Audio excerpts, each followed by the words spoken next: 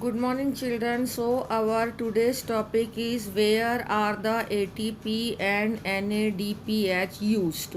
So, in the previous video, we have seen that this ATP and NADPH are actually produced in the light reaction. So, this ATP and NADPH, which are produced in the light reaction, in the chloroplast, and oxygen is also produced, but that oxygen is diffused out from the chloroplast, and this ATP and NADPH, which are produced in the light reaction, now they will be used in the biosynthetic phase. That means it is in the dark reaction to reduce the carbon dioxide to carbohydrate. So, in biosynthetic phase, actually the carbon dioxide, with the help of water, this is the process of photosynthesis, that these are the raw material. Carbon dioxide and water ultimately produces the glucose, or that is the sugar, but this sugar is formed by the reduction of carbon dioxide, and this reduction will take place by using ATP and NADPH2.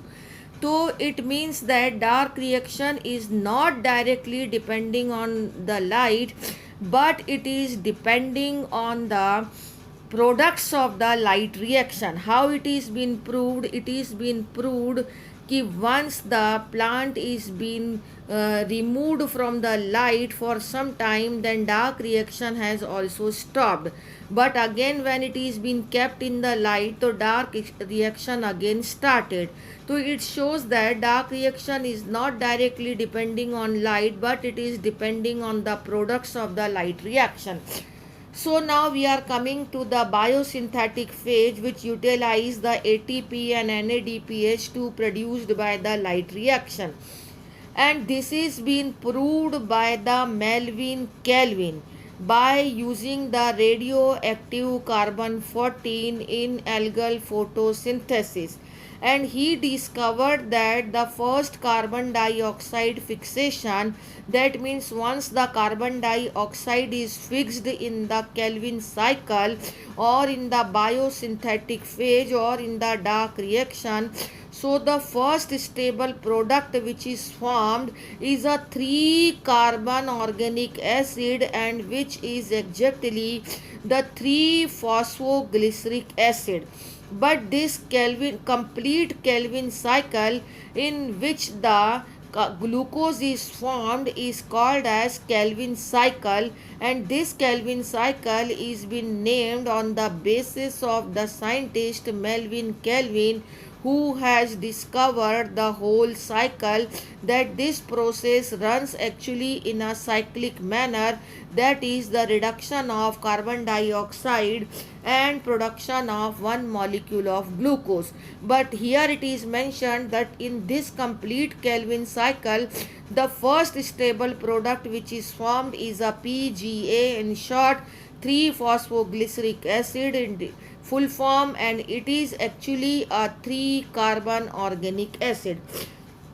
Now we are coming to here that in some of the plant, as we have discussed, that in most of the plant the first stable product which is formed PGA or phosphoglyceric acid, those plants are called as C3 plants, and this pathway is called as C3 pathway.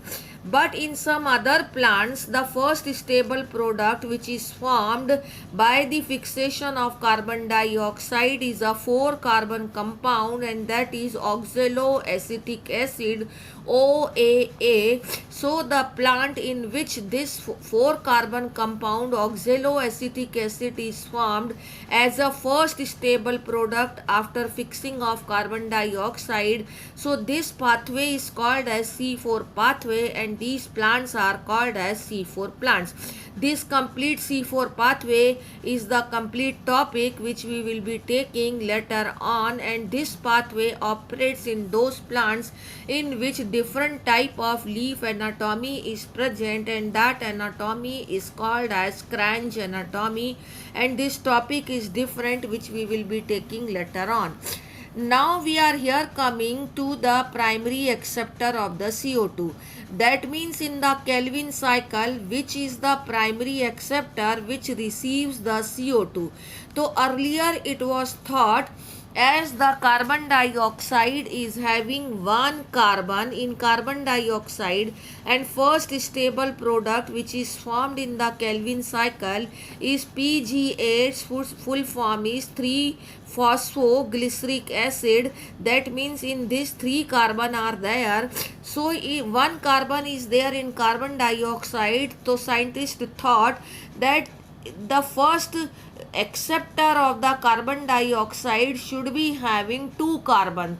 So 2 carbon of the acceptor and 1 carbon of the carbon dioxide will join together to form the 3 carbon compound. But this was not proved.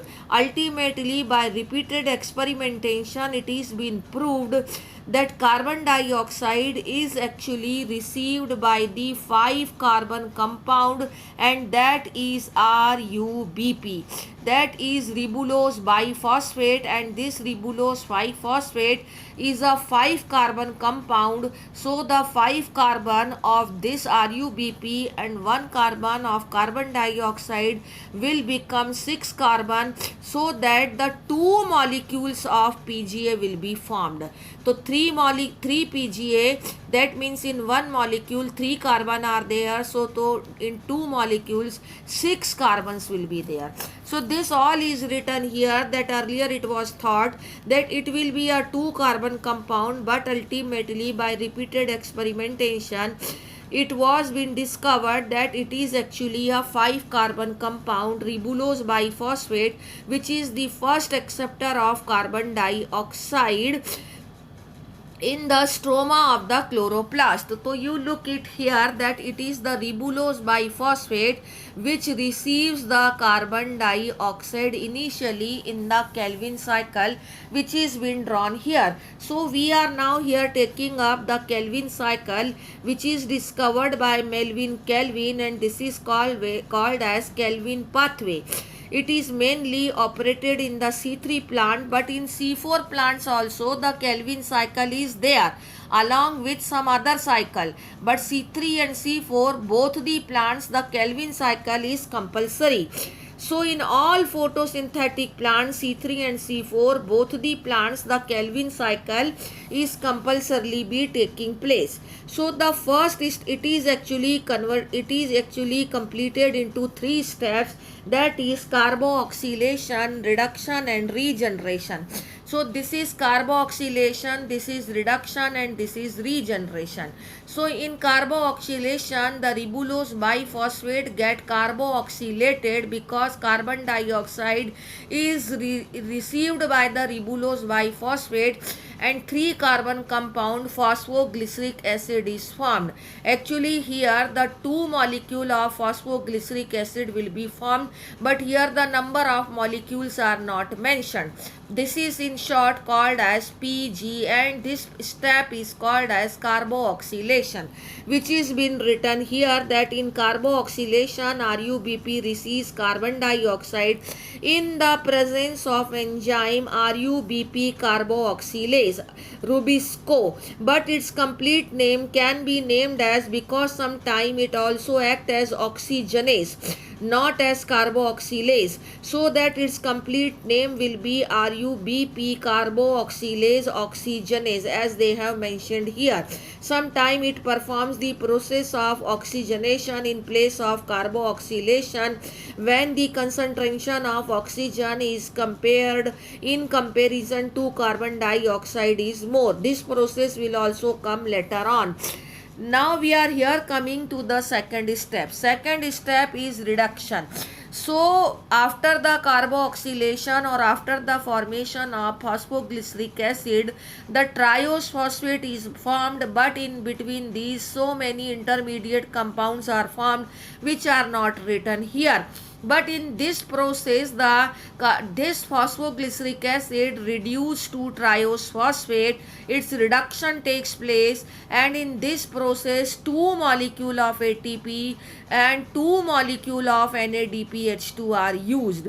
So this ATP is used, then it convert into ADP, and NADPH2 once used then convert into NADP. It is been written here, okay, that in the reduction 2 molecule of ATP and 2 molecule of NADPH2 are used, and in this process the triose phosphate is formed. From this triose phosphate, the one part will convert into sucrose and starch, and other part will help in the regeneration of RUBP, because Calvin cycle is taking place in the cyclic manner. So regeneration of RUBP is the third step of Calvin cycle. This is regeneration.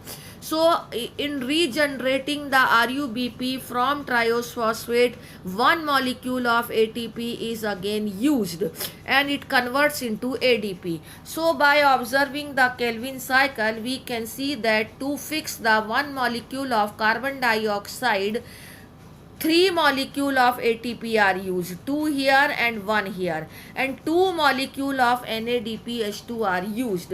So that way we can calculate the energy expense of the Calvin cycle. For every CO2, 3 molecule of ATP and 2 molecule of NADPH2 are used.